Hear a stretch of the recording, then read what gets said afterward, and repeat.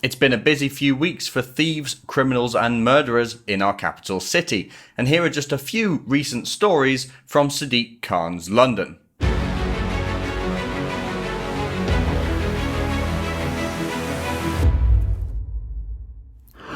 New data released by the Metropolitan Police has shown that crime has gone up by 6.4% over the year ending May 2018, and the data also shows that law breaking has increased in every single borough in London, every single one. And specifically, it's interesting because the biggest rise over the last 12 months in crime was in a rich area, Richmond upon Thames. So who would have thought it? Criminals and gangs are going after rich people. But the whole city is really suffering at this point. We know it's getting really bad. There's reports of murders, attacks, robberies, basically every single day. The media has some kind of attack that's happened in London on the front pages or on the online news sites every single day. And if you're out of the loop, I thought I'd bring you a few stories that have happened literally over the last week or so. All of these stories, by the way, this isn't a complete list. This is just a summary of some of the worst things that have happened over the last maybe 10 days. The Independent reports that one man was knifed in the chest in an unprovoked attack in Croydon, South London.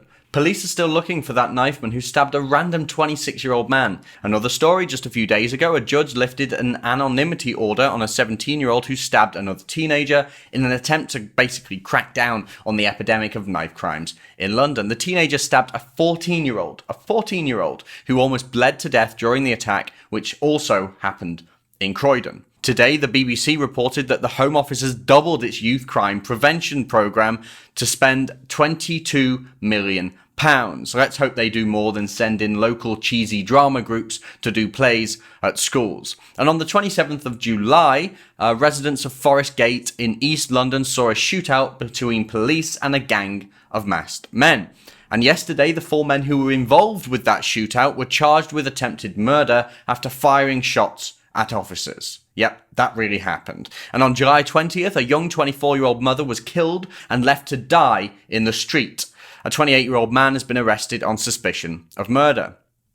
On the 27th of July, the Independent reported that a teenager was stabbed and then thrown from a moped in Camberwell into the street, and he died. On the 23rd of July, a man was left in critical condition after a daylight stabbing in Eltham.